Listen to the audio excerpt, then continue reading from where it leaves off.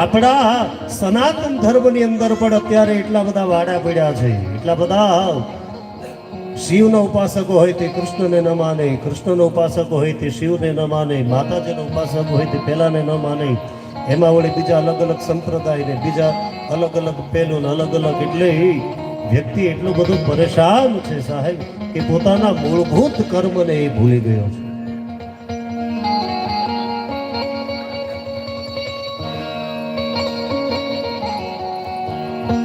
मैं कौन हूं, कहां से आया,